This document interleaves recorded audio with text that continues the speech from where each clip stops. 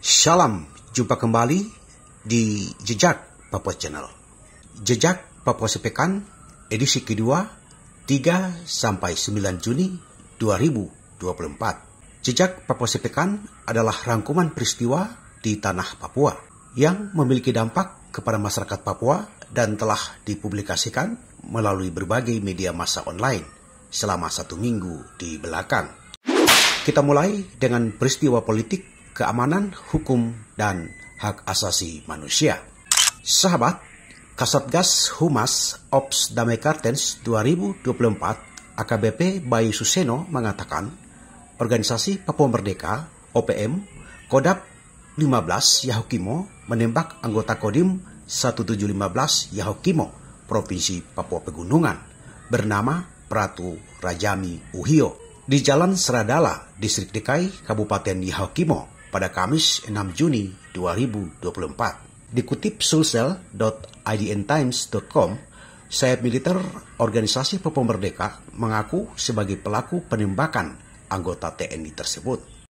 Peristiwa lain adalah TPN PB-OPM juga mengakui telah menembak mati seorang warga bernama Senus Lapitalen di Kampung Calap, Distrik Borme, Kabupaten Pegunungan Bintang pada Kamis 6 Juni 2024. Ditulis Tempo, Sabtu 6 Juni 2024, juru bicara TPN PB-OPM Sebisambom mengatakan Senus ditembak mati karena berdasarkan laporan Papua Intelligence Service (PIS), korban merupakan agen intelijen pemerintah Indonesia. Kepala Humas Satgas Damai Kartens, Ajun Komisaris Besar Bayu Suseno menjelaskan korban ditembak di rumahnya. Bayu mengatakan satuannya akan terus melakukan pengejaran terhadap para TPN PB-OPM yang melakukan penembakan tersebut.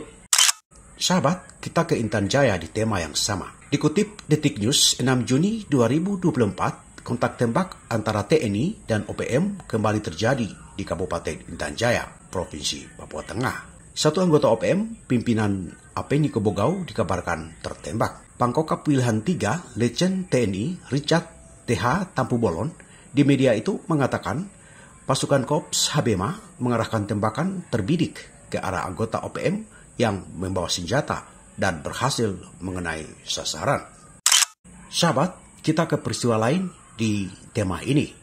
Panglima Komando Gabungan Wilayah Pertahanan 3 atau Pangkop Wilhan 3, Richard TH Tampu Bolon, dikutip Tempo dari Berita Antara 5 Juni 2024 mengatakan OPM telah melakukan aksi teror terhadap masyarakat sekitar Pasar Sinak pada Senin 3 Juni 2024. Richard menyebut teror itu di bawah pimpinan Kalenak Murib. Menanggapi hal itu, juru bicara TPN PB-OPM Sebisambom menuturkan kalaupun ada konflik di area Sinak antara OPM dan TNI, hal itu bukanlah bentuk teror yang dilakukan OPM. Namun itu adalah wilayah perang dan sudah diumumkan bahwa di Sinak sebagai wilayah perang. Indonesia akui saja perang sedang terjadi, ujar Sebi kepada Tempo. Dikutip di Tempo, selain Sinak, OPM telah mengumumkan beberapa wilayah di Papua sebagai daerah perang, di antaranya Ilaga, Kabupaten Puncak Jaya, Kabupaten Puncak, Puncak Jaya, Yahukimo, Nduga, Pegunungan Bintang, dan Sorong di Papua Barat. Sahabat, kita ke peristiwa lain di tema ini, yaitu penjualan senjata api. Kepala Operasi Damai Kartens 2024, Kombes Faisal Ramadhani, dalam keterangannya Sabtu 8 Juni 2024, dikutip Detik News mengatakan, pihaknya telah menangkap pria bernama Sarius Indei pada 7 Juni terkait kasus jual beli senjata api ilegal di Jayapura, Provinsi Papua. Polisi mengatakan Sarius merupakan jaringan Petrus Oyaito dan OM yang ditangkap sebelumnya pada tanggal 4 Juni 2024. Sahabat, polisi mengatakan mereka adalah jaringan pemasok senjata api dan amunisi kepada kelompok bersenjata Kepala Staf Kodap 1 Wilayah Tabi, Sepi Kelembiap. Saat ini, polisi tengah melakukan pengembangan dan pemeriksaan di Posko Operasi Damai Kartens 2024 di Jayapura. Sahabat, perlu Anda ketahui bahwa konflik yang tidak berkesudahan ini membuat korban sipil juga terus berjatuhan di Papua. Laporan Koran Tempo 1 Juni 2024 menyebut dalam rentan Januari hingga 1 Juni 2024 ada 54 kasus kekerasan di wilayah Papua. Korban adalah warga sipil, TPNPB OPM, juga aparat keamanan Indonesia. Dalam rentan tersebut, 12 warga sipil meninggal dan 6 mengalami luka. Sementara dari OPM tercatat ada 11 orang yang meninggal dunia dan 2 luka. Kemudian dari aspek keamanan ada 9 orang meninggal dunia dan 3 luka-luka. Dikutip JubiID 4 Juni 2024, Kantor Perwakilan Komisi Hak Asasi Manusia atau Komnas HAM Papua mencatat dalam rentan waktu Januari sampai Mei 2024 terjadi 41 insiden kekerasan terkait konflik bersenjata di tanah Papua. Sementara itu, dikutip Cenderawasih Pos 8 Juni 2024, perwakilan Komnas HAM Papua, Fritz Ramandi, mengatakan, khusus dari Kabupaten Duga, ada 1000-an orang telah mengungsi selama hampir 6 tahun tanpa tahu kapan bisa pulang di kampung asalnya. Para pengungsi Duga itu sedang berada di Kampung Sekong, Distrik Buliama, Kabupaten Jayawijaya sejak 2019 pasca konflik bersenjata di wilayah mereka. Masih dari Duga, sahabat, saat ini konflik antara TPNPB OPM dan TNI masih berlangsung di Duga. Di tengah terjadinya konflik tersebut, terjadi juga pertikaian yang melibatkan kelompok Akabus Dwi Jangge dan kelompok Tarni Wendikbo. Pertikaian ini mengakibatkan 2 orang meninggal dunia, yakni Lingganus Dwi Jangge dan Delius Dwi Jangge. Beberapa hari lalu, aparat keamanan berhasil meredam konflik antar warga tersebut. Namun, kini kembali memanas.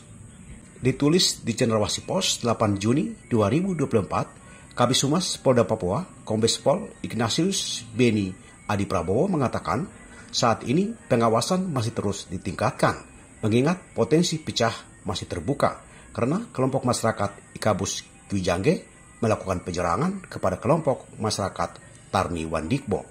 Namun, personal Polres Duga di backup Satgas Tindak Operasi Damai Kartens berhasil menghalau 2 kelompok masyarakat tersebut. Kombes Beni menjelaskan bahwa Kabupaten Duga merupakan salah satu wilayah di Papua Pegunungan yang saat pemilu menggunakan sistem noken, dan konflik ini imbas dari pemilu tersebut. Dan sahabat, perlu Anda ketahui bahwa Duga adalah wilayah di mana pilot Susi Air berkebangsaan Selandia Baru, Philip McMartens, masih disandra oleh TPNPB OPM pimpinan Egyanus Gogoya. Pilot disandra sejak 7 Februari 2023 lalu. Sahabat, peristiwa lain di tema ini adalah 58 anggota TNI di Provinsi Papua Barat menjadi korban kredit ganda. JubiID 7 Juni 2024 menulis, Kepala Kejaksaan Tinggi Papua Barat, Harli Siregar, mengatakan pihaknya akan segera menyebar penyidik kejaksaan yang bekerja sama dengan penyidik TNI terkait dugaan 58 anggota TNI di Provinsi Papua Barat yang menjadi korban kredit ganda tersebut. Menurut Kajari Harli, anggota TNI yang menjadi korban kredit ganda tersebut tersebar atau bertugas di Manokwari, Teluk Bintuni, dan beberapa wilayah lain di Provinsi Papua Barat. Ditulis di media itu, penggandaan kredit ini diduga dilakukan bendahara TNI bekerjasama dengan pegawai bank plat merah di Manokwari.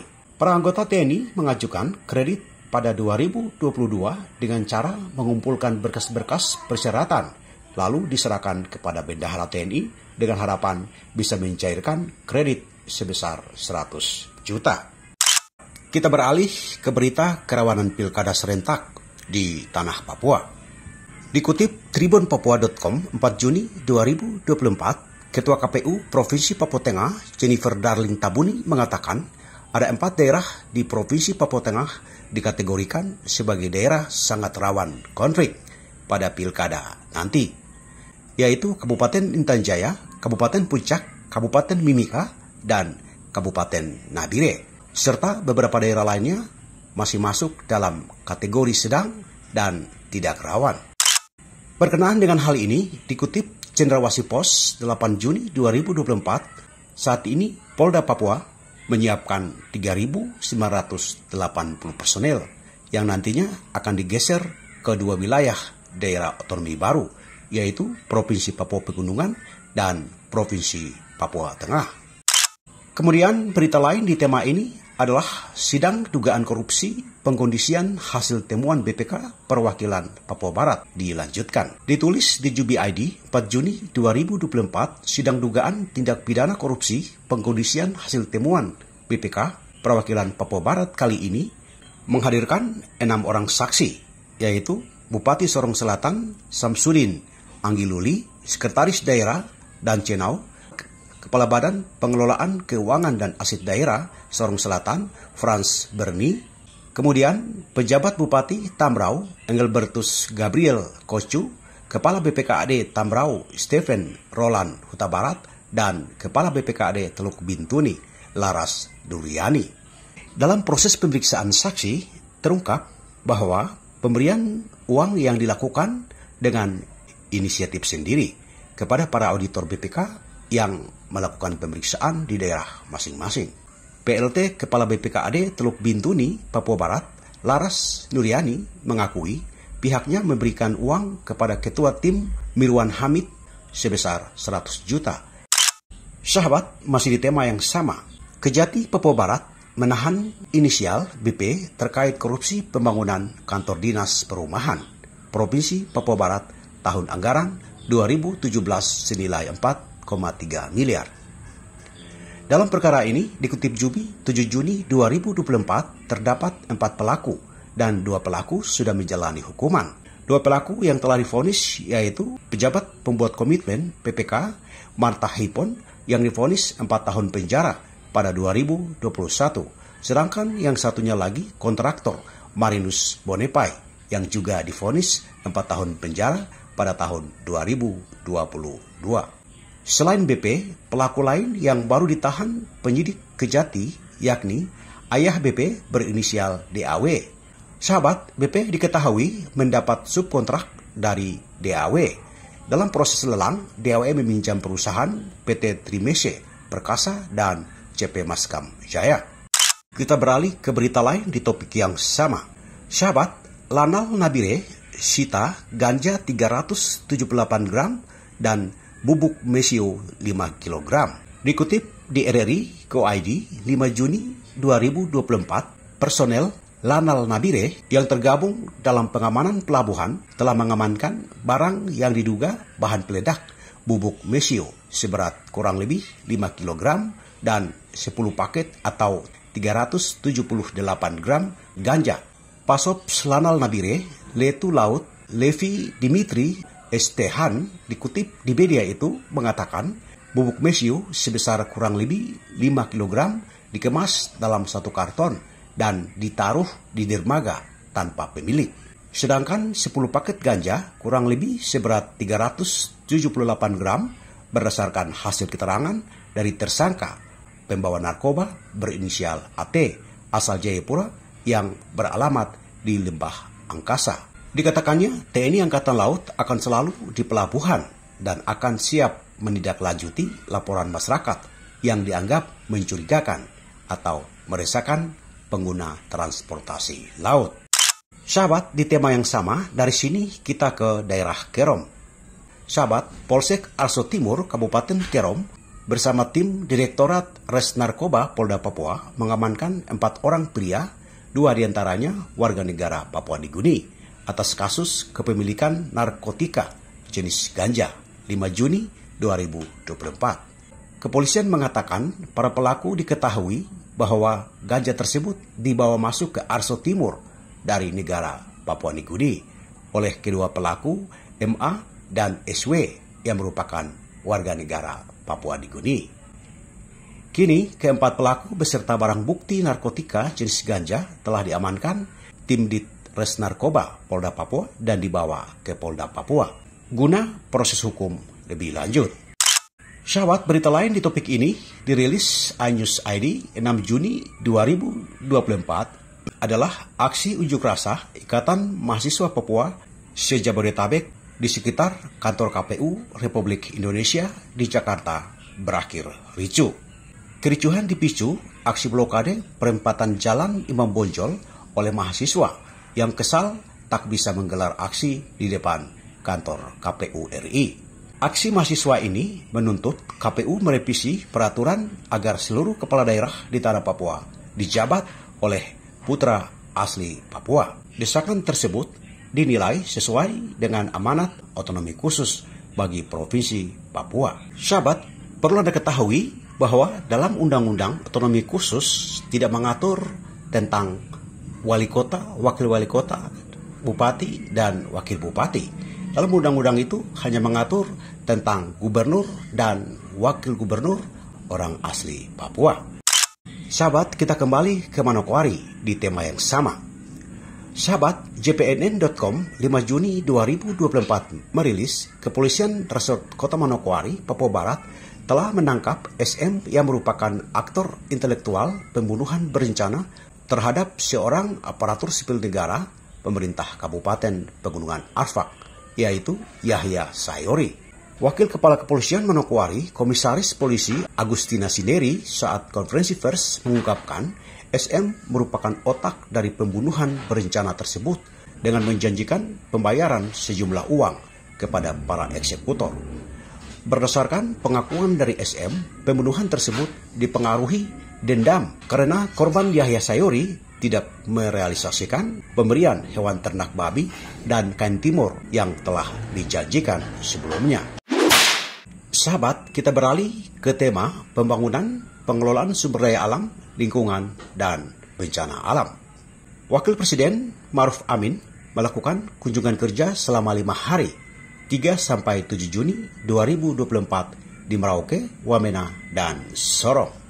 Di Merauke, Provinsi Papua Selatan, Wapres menghadiri acara pencanangan pembangunan sentra sarana dan prasarana pemerintah Provinsi Papua Selatan untuk peletakan batu pertama dan penandatanganan prasasti. Kemudian, Wapres juga mengunjungi kawasan perkebunan tebu Sermayam. Perkebunan tebu Sermayam adalah proyek pangan dan energi seluas 2 juta hektar yang masuk dalam proyek strategi nasional sebagai lanjutan dari proyek pengembangan pangan skala besar, Food State. Nilai investasi proyek ini mencapai 8 miliar US dollar, setara dengan 130 triliun, asumsi kurs 16.252 rupiah. Sahabat, proyek ini digadang-gadang untuk mendukung swasembada gula nasional dan bioetanol. Berbagai kalangan khawatir rencana ini berisiko menyengsarakan masyarakat adat Papua di Merauke. Kemudian di Wamena, Provinsi Papua Pegunungan, Wapres meninjau papan informasi dan maket rencana pembangunan kawasan inti pusat pemerintahan Provinsi Papua Pegunungan, serta peninjauan Dekranasda Provinsi Papua Pegunungan.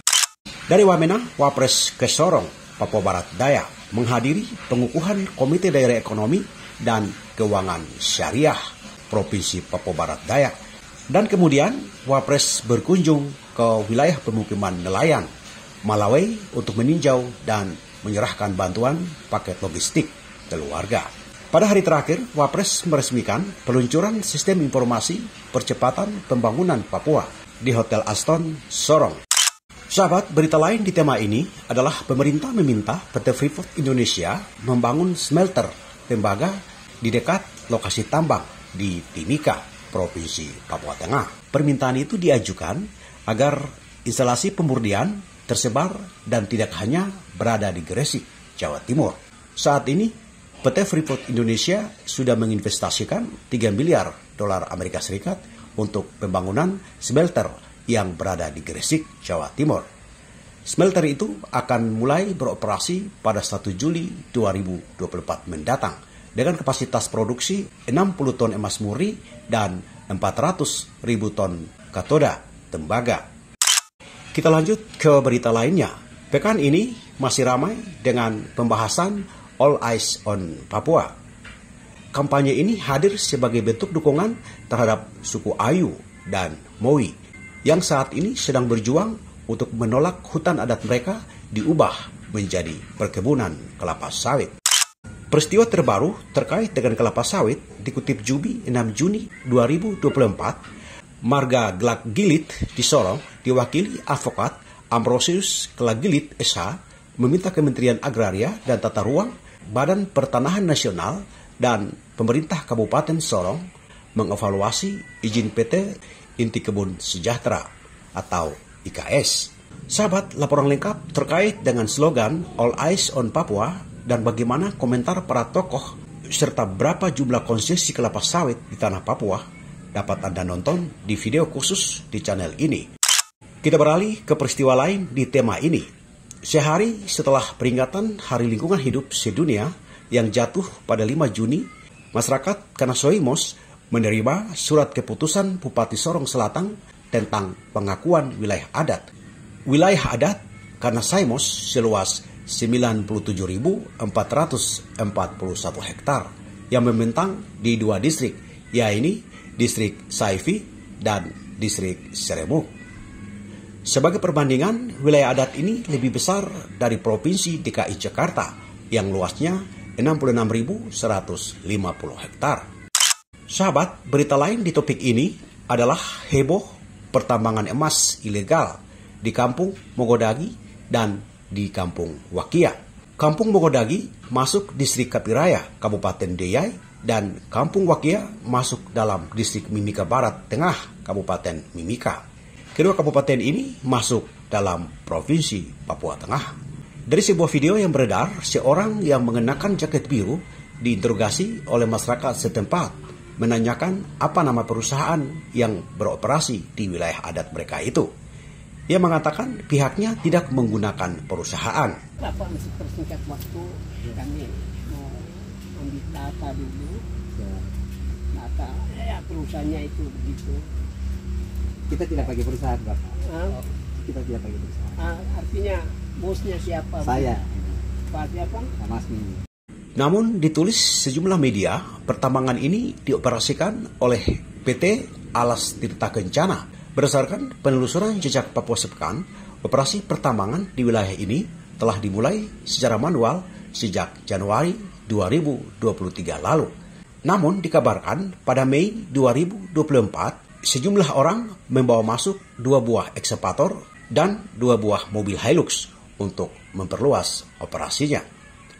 Operasi pertambangan emas di Kampung Mogodagi dikabarkan belum ada izin dari masyarakat adat setempat.